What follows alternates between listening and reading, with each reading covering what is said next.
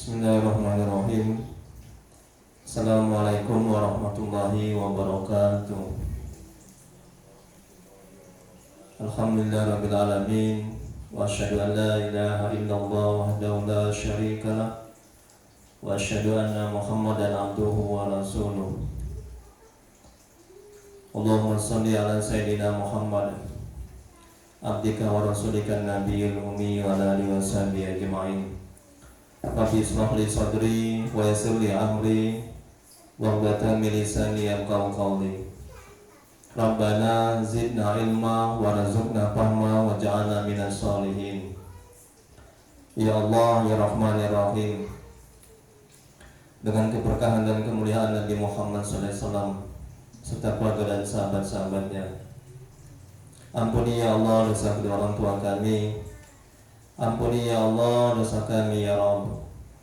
Ya Allah, mudahkan kami mencari ilmu, mudahkan kami mempelajari ilmu, mudahkan kami ya Allah memahami ilmu dan mengamalkannya. Ya Allah, berkahi ya Allah majelis ini, berkahi ya Allah rumah kami. Amin ya rabbal alamin. Mari kita mulai kajian Tasawuf Manajemen Hati, kitab Mahalikam, dengan membacakan umum kitab. Adapun pahalanya kita hadiahkan untuk Nabi Muhammad SAW, serta keluarga dan sahabat-sahabatnya. Kemudian untuk para tabi'in, tabi'ut tabi'in, para guru-guru kita, untuk kedua orang tua kita, serta untuk Syekh Imam Ibnu Athaillah Sakandari, dan untuk kaum muslimin dan muslimat pada umumnya. Al-Fatihah. A'udzu billahi minasy syaithanir rajim. Bismillahirrahmanirrahim. Alhamdulillahi rabbil alamin. Ar-Rahmanir Rahim. Maliki yaumiddin. Iyyaka na'budu wa iyyaka nasta'in. Ihdinas siratal mustaqim. Siratal ladzina an'amta 'alaihim ghairil maghdubi 'alaihim waladdallin. Amin. Ilahi anta maksudi wa ridhaka maghdubi. Ya Allah, Kau yang kami tuju, Ridha-Mu yang kami cari. Jemaah pengajian yang dirahmati oleh Allah Subhanahu wa taala, kita lanjuti penjelasan dari hikmah yang kedua,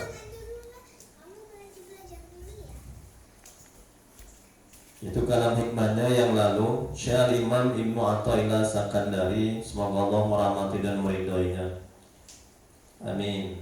Beliau mengatakan, kehendak Anda kepada tajrid, yaitu mengkhususkan diri untuk beribadah semata-mata di samping Allah mendirikan atau meletakkan Anda di dalam asbab atau usaha lain, adalah merupakan syahwat yang tidak nampak atau dilihat. Dan kehendak Anda kepada asbab di samping Allah mendirikan Anda di dalam tajrid, berarti turun dari hikmah atau hasrat yang maha tinggi. Nah, itu kalam hikmahnya yang lalu. Sebelum kita lanjuti penjelasan hikmah yang kedua ini, saya ulang sedikit penjelasannya yang lalu, yaitu kehendak Anda kepada tajrid, yaitu mengkhususkan diri untuk beribadah semata-mata. Jadi orang yang sudah di makam asbab, ya, makam asbab itu makam di mana selain kita beribadah dan dimudahkan beribadah, nah, jadi untuk memenuhi kebutuhan kita itu dengan jalan bekerja, dengan jalan berusaha.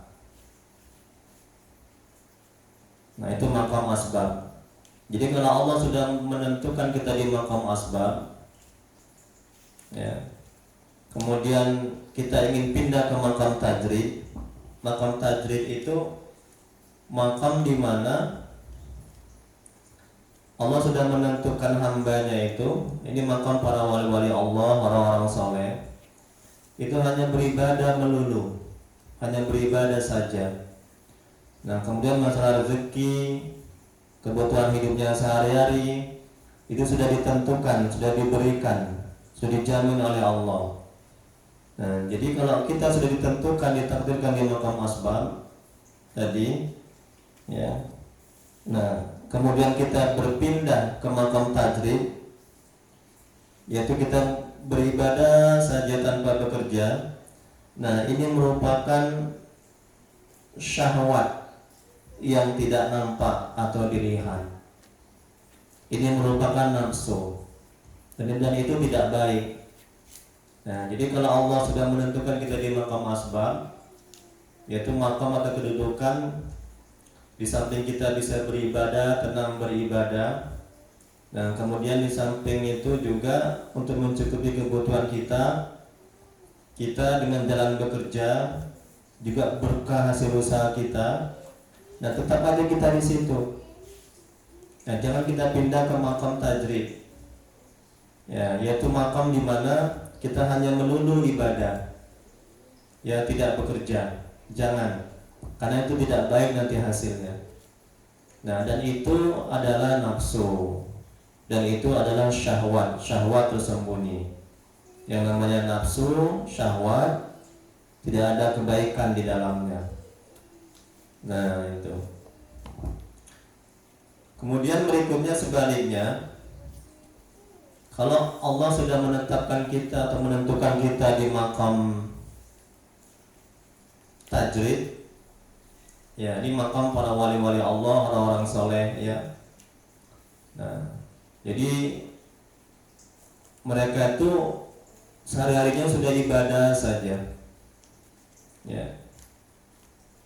Nah, untuk masalah rezeki, kebutuhan hidupnya itu sudah Allah langsung yang memberi. Nah, jadi mereka tidak bekerja, ya, mereka tidak bekerja.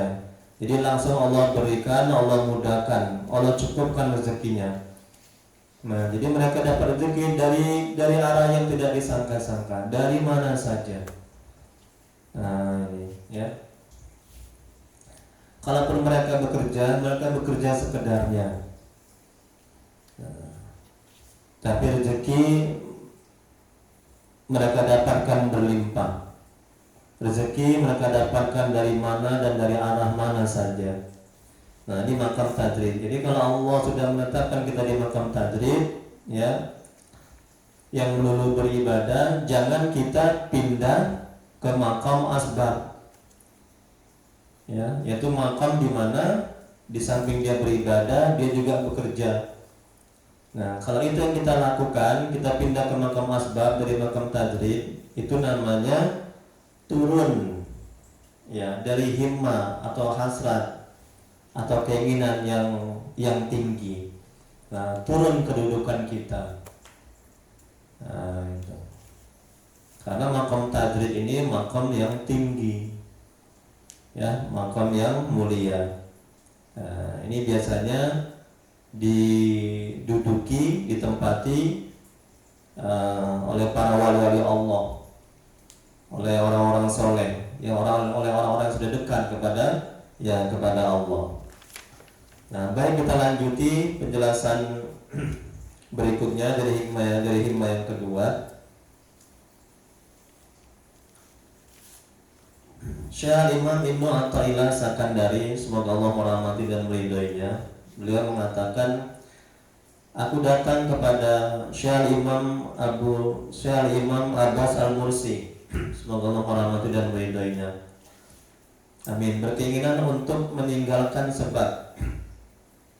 Ini maqam sebabnya, meninggalkan sebab, yaitu Al-Imam Ibnu Athaillah ini berkeinginan untuk tidak kerja. Nah, dia pinginnya hanya mau beribadah saja. Nah, itu, ya. Dia nggak mau lagi berusaha. Dia pinginnya hanya berzikir saja, beribadah saja.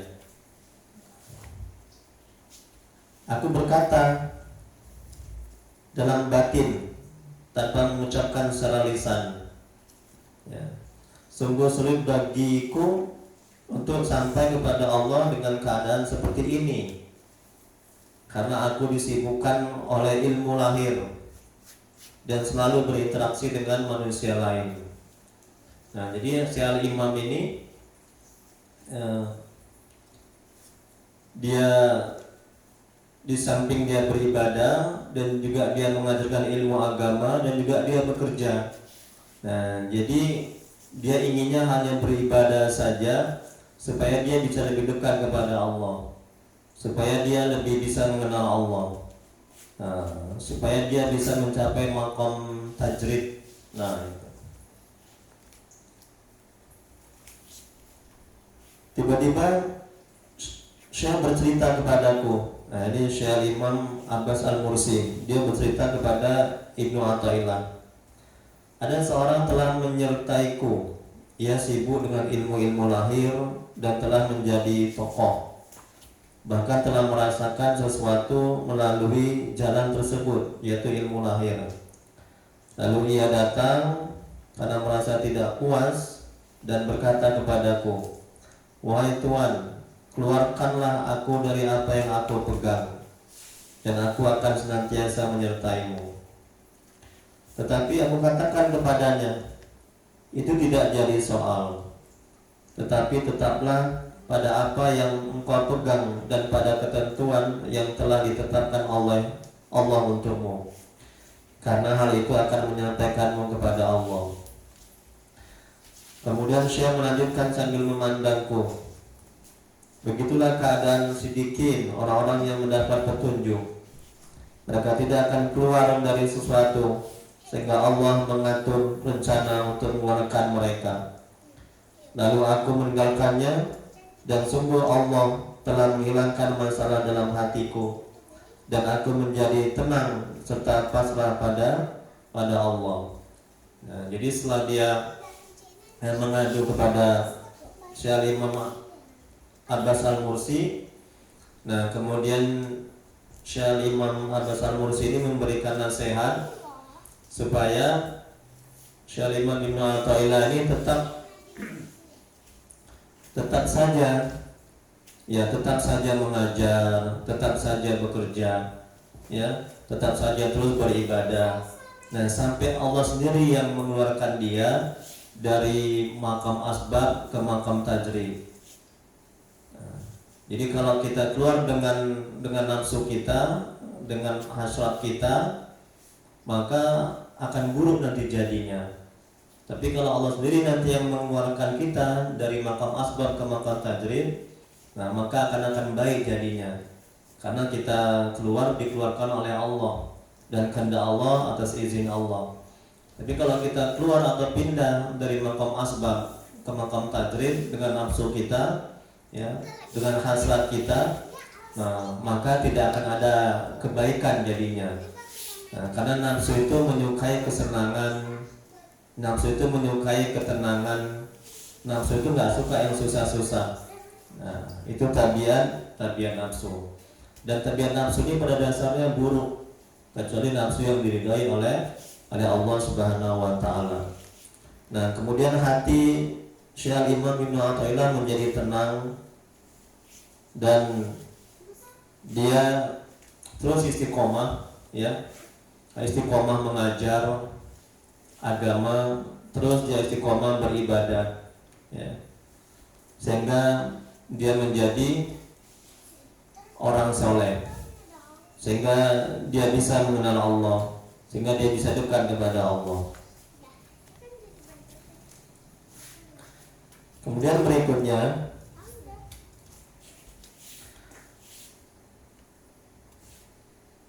Syekh Imam Ibnu Athaillah Sakandari mengatakan, jangan bertajrid atau meninggalkan perkara duniawi untuk beribadah semata-mata saat kamu kuat. sampai kekuatan itu berlalu. Nah, jadi Al-Imam ini mewanti-wanti, ya, mengajarkan atau menjelaskan kepada kita, jangan kita bertajrid, yaitu jangan kita ingin pindah dari makom asbab, ya, ke makom tajrid saat nafsu kita kuat, saat keinginan kita kuat untuk pindah, yaitu kita hanya mau beribadah saja tanpa berusaha, kita mau zikir saja tanpa bekerja. Nah, jangan, ya, jangan. Nah, jangan, ya. Jadi kita meninggalkan perkara duniawi. Nah, kita nggak kerja lagi, kita nggak cari nafkah lagi, kita nggak mencukupi dan memberi nafkah, ya, istri anak kita. Ya, kita ingin hanya beribadah saja. Nah, kita ingin zikir saja, kita mau mendekatkan diri kepada Allah.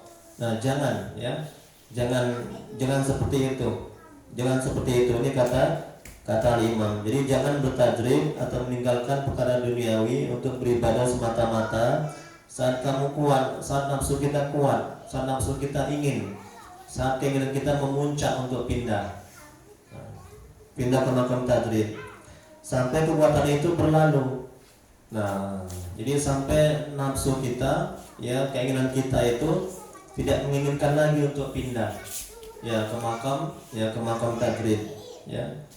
Nah, jika kamu ingin menguasai nafsumu, sebab jika engkau melakukan tajrid dalam keadaan kuat, maka engkau akan menjadi lemah, kemudian akan disusul oleh dua musuh yang akan membingungkan serta menyesatkannya.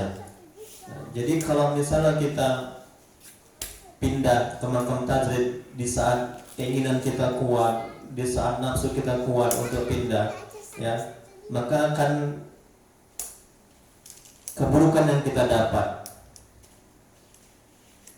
maka akan ketidaktenangan hati yang kita dapat, maka akan kesengsaraan dan penderitaan yang kita dapatkan nantinya.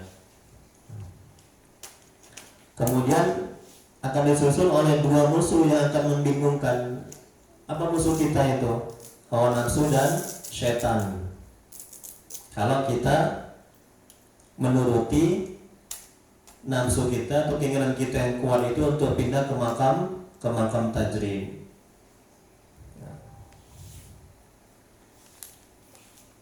Dan syaitan dan hawa nafsu itu nanti akan menyesatkan kita, ya, dan kita akan menyesal nantinya di kemudian hari. Kenapa kita menyesal? Karena kita pindah ke makam tajrid, yaitu makam hanya beribadah melulu, hanya beribadah saja tanpa bekerja seperti wali-wali Allah, ya, orang-orang soleh. Ya, yang kita pindah ke makam tajrid, ya, dengan nafsu kita yang menggebu, nafsu kita yang kuat, keinginan kita yang kuat. Nah, sehingga nanti hasilnya bisa berantakan, hasilnya bisa buruk, dan hasilnya bisa membuat kita stres, sengsara, dan menderita berkepanjangan.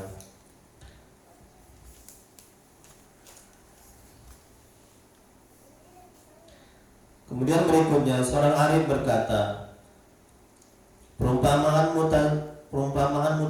mutajarrid, yaitu orang yang meninggalkan perkara duniawi untuk beribadah semata-mata, dan mutasabbib, yaitu orang yang memenuhi kebutuhan hidupnya dengan bekerja dan juga beribadah, adalah seperti dua hamba milik raja. Nah, ini perumpamaan orang yang untuk memenuhi kebutuhannya dia dengan jalan bekerja. Nah, di samping bekerja dia juga beribadah. Dan juga ada juga orang yang kebutuhannya itu sudah dicukupkan oleh Allah, dan dia hanya beribadah semata-mata, ya. Jadi seperti dua hamba milik raja. Nah, jadi seperti dua orang hamba milik raja. Yang satu hamba itu orang yang hanya melulu beribadah dan rezekinya dicukupkan oleh Allah. Satu lagi orang yang untuk memenuhi rezekinya itu dengan jalan bekerja. Di samping itu juga dia beribadah. Kemudian raja berkata kepada salah seorang dari mereka, bekerjalah dan makanlah. Dan kepada yang lain dia berkata, diamlah di hadapanku dan aku akan menjaminmu dengan pembagian diriku.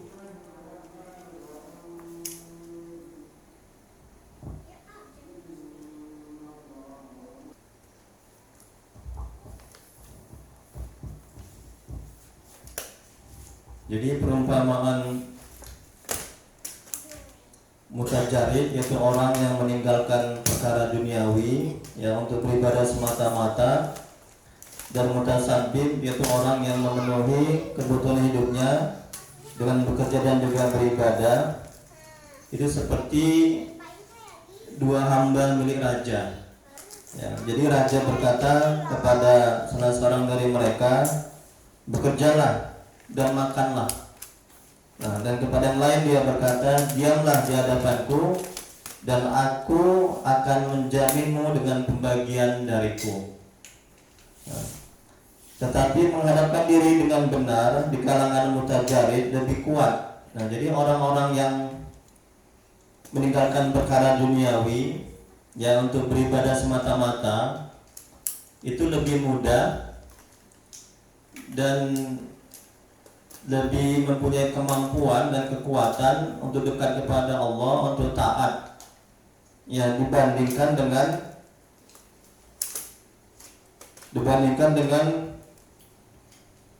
orang-orang yang mutasabib, yaitu orang yang memenuhi kebutuhan hidupnya dengan bekerja dan juga beribadah. Kemudian orang-orang yang meninggalkan perkara duniawi untuk beribadah semata-mata, di samping lebih kuat dan lebih mudah dalam ketaatan kepada Allah, dalam mendekat kepada Allah, dalam mengenal Allah, dalam beribadah, dan juga rintangannya lebih sedikit ya, rintangannya dalam beribadah lebih sedikit. Nah, kemudian ketergantungannya telah terputus, artinya mereka hanya bergantung, bersandar dan berharap hanya kepada Allah. Nah, dibanding orang-orang yang mereka bekerja untuk memenuhi kebutuhan hidupnya, selain itu mereka beribadah. Nah, dan mereka itu lebih banyak cobaannya ya, dan lebih berat cobaannya untuk dekat kepada Allah. Nah, dan ketergantungan mereka lebih mudah mereka bergantung kepada selain Allah. Itu bergantung kepada harta, benda, pangkat, jabatan. Nah, ini orang-orang yang selain beribadah dan juga untuk memenuhi kebutuhannya itu dengan jalan bekerja. Ya, beda dengan orang-orang yang hanya melulu beribadah, yang hanya melulu berzikir, melulu sholat, melulu baca Quran. Nah, kemudian rezeki itu dari Allah. Nah, rezeki akan Allah kasih dari segala arah, dari segala penjuru. Rezeki Allah mudahkan.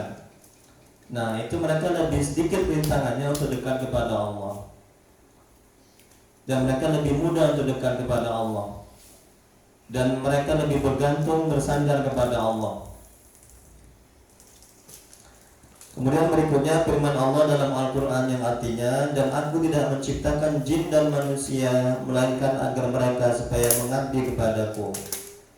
Quran Surah Az-Zariyat ayat 56. Ahli tafsir yang lain mengartikan, aku tidak menciptakan jin dan manusia melainkan agar mereka mengenalku. Nah, kemudian jumlah pengajian yang dirahmati oleh Allah Subhanahu wa taala. Apabila kita sudah ditempatkan Allah di makam asbab, kemudian ingin pindah di makam tajrid, maka ini disebut keinginan jahat yang tersembunyi.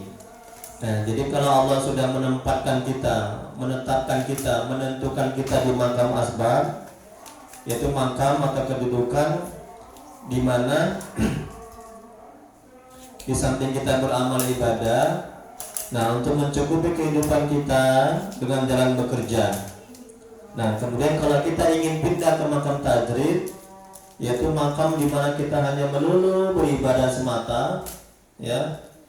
Nah, kemudian kita tidak bekerja, adapun untuk mencukupi kehidupan kita itu sudah dicukupkan oleh Allah Subhanahu wa taala dengan berbagai macam jalan dan cara.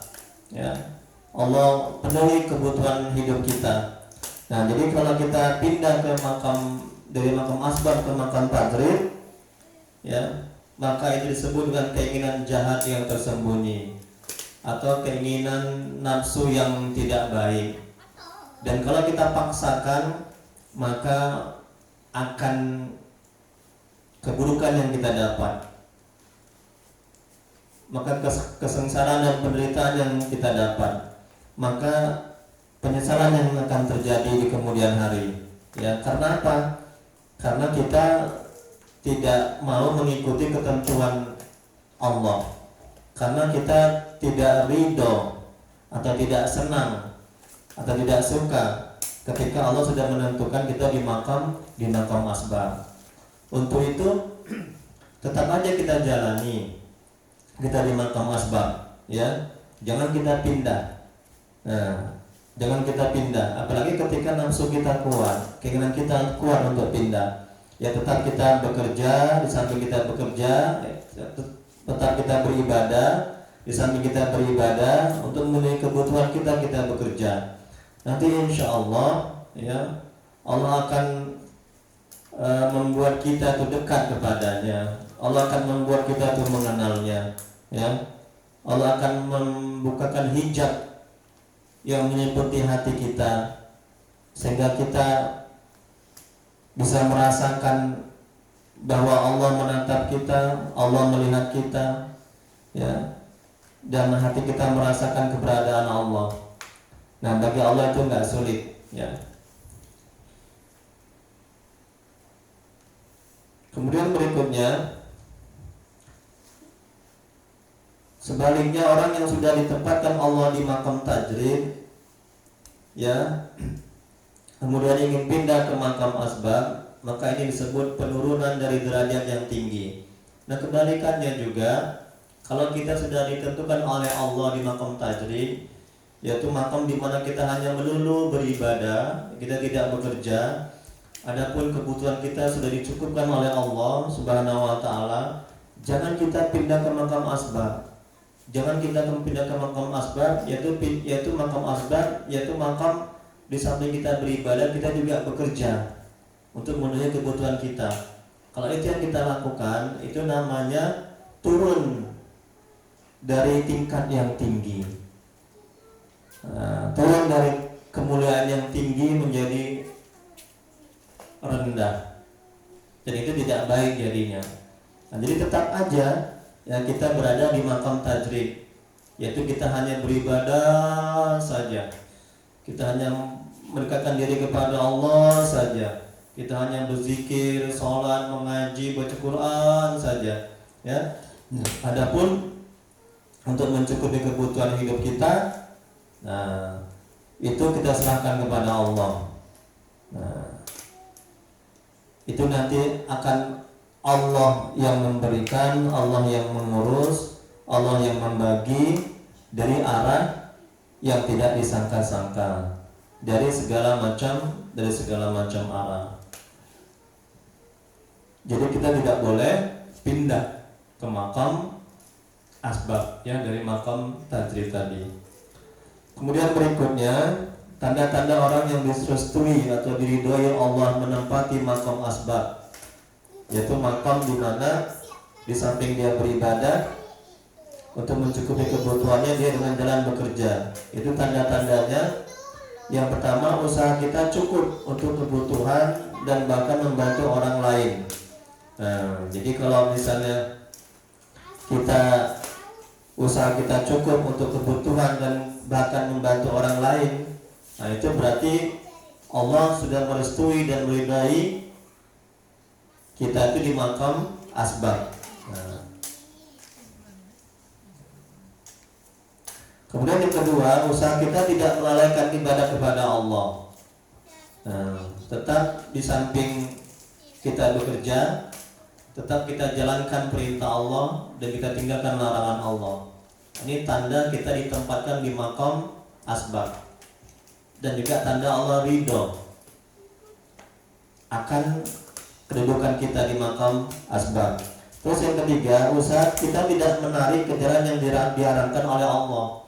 Nah, jadi tidak ada unsur haram dalam usaha kita. Nah, ini tanda juga Allah ridho kita di makam asbab. Ya.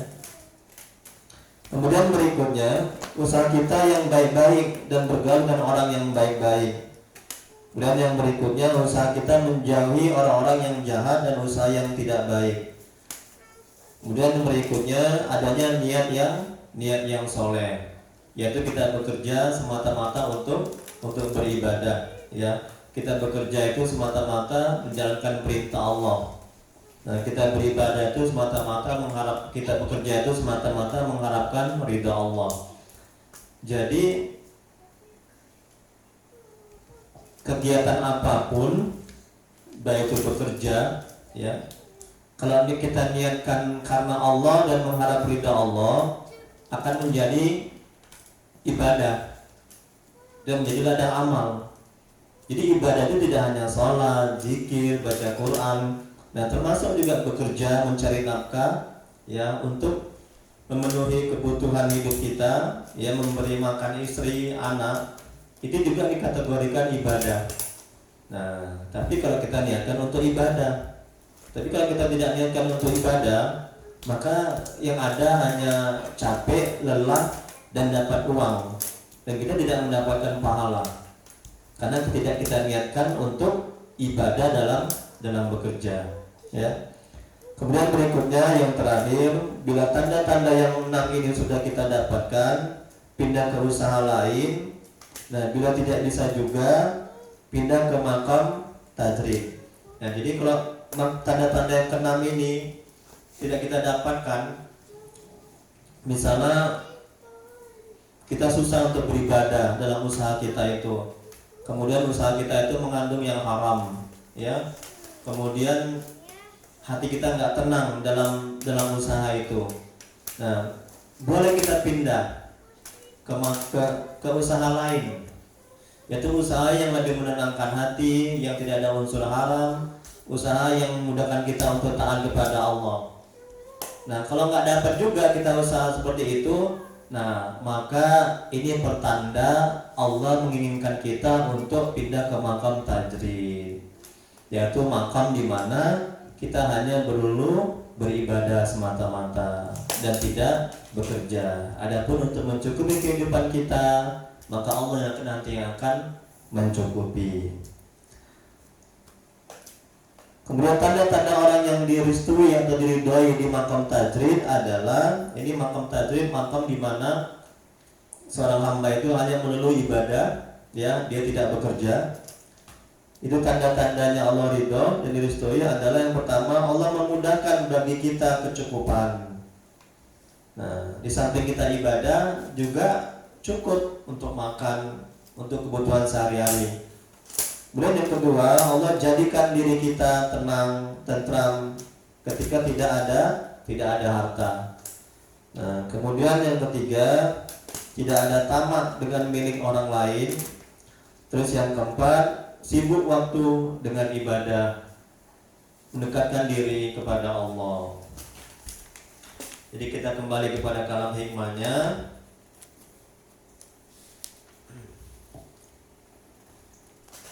Kehendak Anda kepada tajrid atau mengkhususkan diri untuk beribadah semata-mata, di samping Allah mendirikan atau meletakkan Anda di dalam asbab atau usaha lain, adalah merupakan syahwat, ya, merupakan syahwat yang tidak tampak dilihat. Kehendak Anda kepada asbab, di samping Allah mendirikan Anda di dalam tajrid, berarti turun dari hikmah atau hasrat yang maha tinggi. Jadi kesimpulannya dari hikmah yang kedua ini, kalau Allah sudah menentukan kita, mentakdirkan kita, ya, duduk atau berada di makam asbab.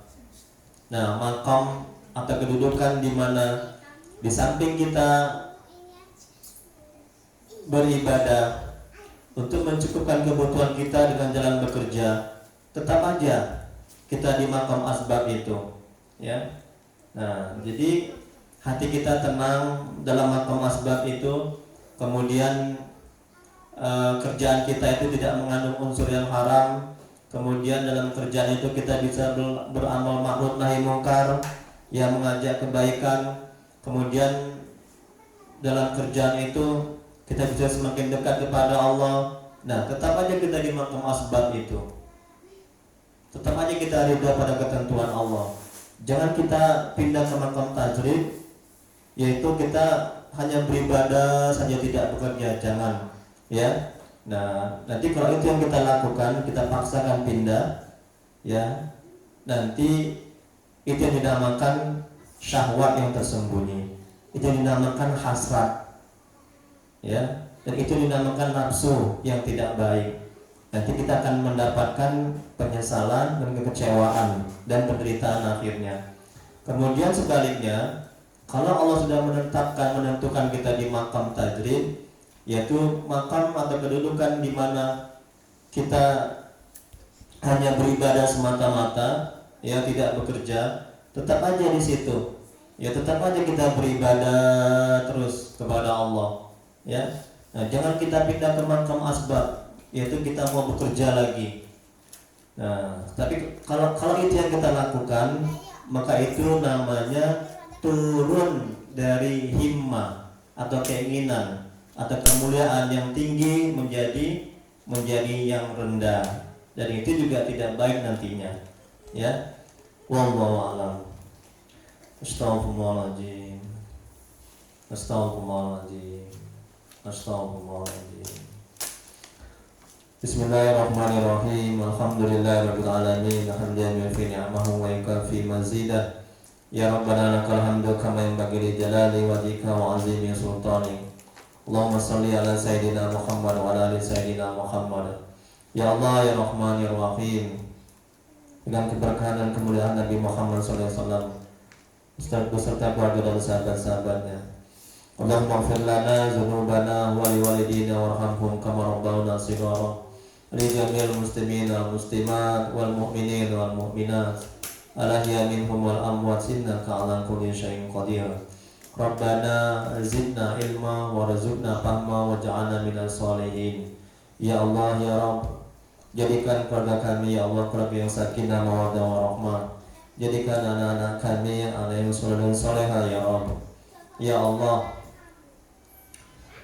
berikan kemudahan pada hati kami untuk bisa menerima ketentuan yang Engkau takdirkan ya Rabb, dan tuntun hati kami agar bisa ridho terhadap ketentuan yang Engkau berikan.